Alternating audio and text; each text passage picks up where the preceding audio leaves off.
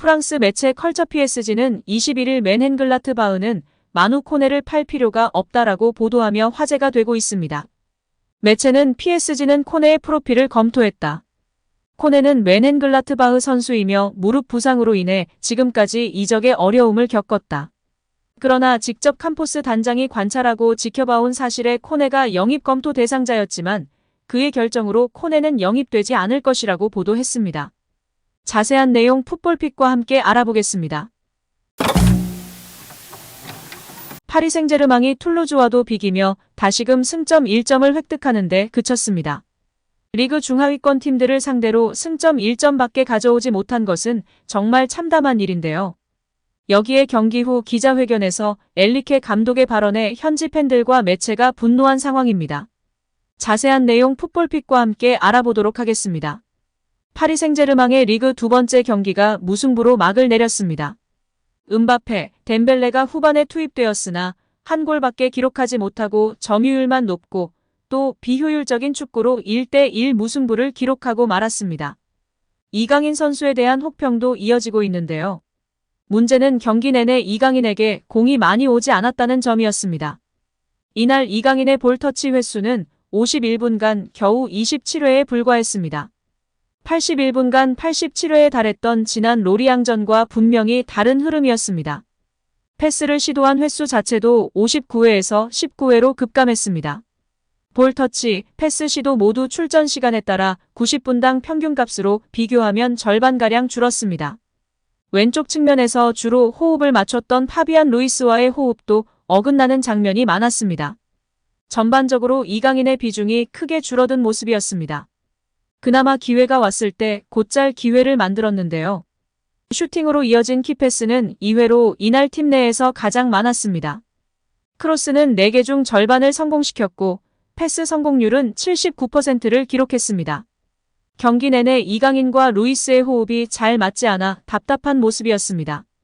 실제 많은 전문가들은 루이스와 이강인의 호흡이 맞지 않았고 루이스가 패스 미스가 잦아 흐름을 너무 많이 끊어먹었다는 점을 지적하였습니다. 또한 전술적으로 이강인이 희생양이 되었다는 평가가 많았는데요. 이전에도 이야기했듯이 루이스 엔리케 감독은 변칙 전술을 사용하기를 좋아합니다. 왼쪽에 링카가 변칙 3백의 핵심으로 왼쪽 윙백으로 출발하였지만 왼쪽 센터백으로 변형되고 오른쪽에 하키미가 윙백이 아닌 오른쪽 윙포워드까지 높은 위치까지 올라가는 전술을 밀어붙이고 있는데요. 왼쪽에 위치한 이강인이 공격의 키를 갖고 있음에도 불구하고 왼쪽의 빈 공간을 수비하는 지나치게 수비적인 역할을 부여하여 이강인의 장점을 전혀 살리지 못하였고 파리 생제르맹 팀 전술로도 도움이 되지 않는 등 실패작이라고 비판이 끊이질 않고 있습니다. 이전에 마요르카 감독도 이강은 왼쪽 윙백처럼 사용한 적이 있는데 공개 인터뷰에서 자신의 실수를 인정하기도 했습니다. 그럼에도 이강인을 지나치게 수비적으로 활용한 엔리케 감독이 비난을 면치 못하고 있습니다. 경기 전 많은 언론들이 예상했듯이 교체를 시킬 때 비티냐를 빼고 이강인을 중원으로 내렸으면 될 것을 이강인을 뺀 점에 대해 다들 이해와 공감을 하지 못하고 있는 상황입니다. 많은 현지 매체들을 중심으로 제기됐던 전술이기도 했던 이 그림이 나오질 않은 것입니다. 전방에 음바페, 덴벨레 등이 포진하면 이강인의 날카로운 패스를 극대화할 수 있었습니다. 단순하게 생각해도 이렇게 했으면 되었는데 이렇게 하지 않은 이유가 이강인이 아직 완전히 회복되지 않아 풀타임을 소화하기 어려운 것이 아니냐는 의문이 제기되고 있습니다. 이 이유가 아니라면서 어떠한 이유로도 설명이 되질 않는 상황입니다. 경기 내내 왼쪽 측면에서 호흡을 맞춘 파비안 루이스와도 패스 타이밍, 동선 등이 엉키기도 했기 때문에 다음 경기에서는 절대 함께 뛰질 않기를 바라야 할 것입니다. 여기에 프랑스 매체 컬처 PSG는 20일 엔리케 감독의 경기 후 기자회견 내용을 보도하며 화제가 되고 있습니다. 엔리케 감독은 먼저 경기 결과에 대해 1대0 상황에서 점수차를 2배로 늘리고 경기를 끝낼 수 있는 기회가 분명 3번 정도 있었기 때문에 운이 없었다고 생각한다. 나는 경기를 더 소유하고 통제하기를 원한다. 이런 부분이 초반에 실망적이었다라며 경기 초반에 대한 아쉬움을 드러냈는데요. 이에 대해 현지 팬들은 운이 없었다고? 비긴 것도 다행인 경기력이었는데 지나치게 긍정적인 엔리케. 정말 노답 경기력이었다. 패스만 주구장창 하면 뭐하냐. 축구의 목적이 패스냐. 파리 선수진이라면 툴루즈를 상대로 대승을 했어야지. 답답하다 정말 등의 반응으로 악평을 쏟아내고 있습니다. 이어 기자는 음바페와 덴벨레가 교체 명단에 있었던 이유에 대해 물었는데요. 엘리케 감독은 덴벨레와 음바페는 월드클래스의 선수들이다. 덴벨레와 팀원들은 훌륭했고 좋은 득점 상황을 만들었다. 다만 선수들은 내가 관리한다. 이런 논쟁을 사람들이 좋아하는 건 알지만 나의 방식이 있다라며 음바페와 덴벨레의 교체 투입은 본인이 선택한 부분이라고 밝히며 다시금 비난을 면치 못하고 있습니다. 괜한 똥고집으로 처음부터 음바페, 덴벨레로 양쪽을 흔들었어야 했는데 제일 창조적인 이강인을 수비시키고 볼 배급도 안 되고 정말 참담했다. 바르셀로나에서 트랩을 한 거 맞냐? 스페인이 월드컵 때 왜 망했는지 알 수 있는 경기력이었다. 며 분노를 표현하고 있습니다. 엘리케 감독은 특히 덴벨레에 대해서는 추가적인 칭찬을 했는데 그는 매우 긍정적으로 평가한다. 1대1 상황에서 상대를 제거할 수 있고 경기장 안쪽과 바깥쪽에서 모두 우위를 점할 수 있다. 아직 속도가 조금 부족하지만 점점 좋아지고 있다라며 덴벨레의 능력을 극찬하기도 했습니다.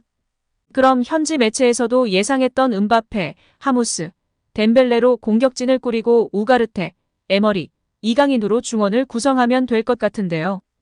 툴루즈전에서 비티냐를 냅두고 이강인을 교체시킨 것을 보면 다음 경기 이강인이 아닌 비티냐를 선발로 내보낼지도 모르겠습니다. 루이스가 정말 최악이었는데 다시금 루이스에게 기회가 가고 이강인 선수가 빠진다면 정말 가관일 것 같습니다.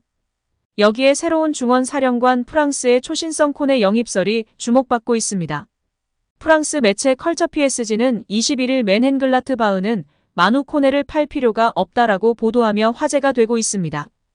코네는 지난 2018년 툴루즈에서 프로에 데뷔한 이후 맨헨글라트바흐 이적으로 기량이 만개한 프랑스 출신 미드필더입니다. 코네는 22세의 비교적 젊은 나이에도 불구하고 맨헨글라트바흐 주전으로 2021년 시즌부터 활약하고 있습니다. 뛰어난 볼 운반 능력과 강한 압박이 강점인 코네는 PSG 외에도 유벤투스, 리버풀 등의 관심을 받기도 했습니다. 매체는 PSG는 결국 이강인으로 이어지는 내부 해결책을 선호한다.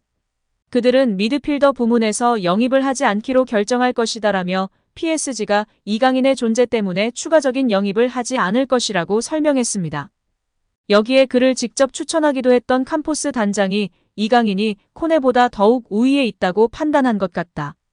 이번 시즌 중원의 플레이메이커는 이강인 될 것이다 라며 보도하였습니다. 이제 정말 이강인이 중원에서 음바페, 덴벨레에게 킬패스하고 음바페가 마무리하는 장면을 볼 수 있을 것 같습니다. 오늘도 시청해주셔서 감사합니다. 늘 건강하시고 더 좋은 영상으로 찾아뵙겠습니다. 구독과 좋아요도 잊지 마시고 부탁드립니다. 감사합니다.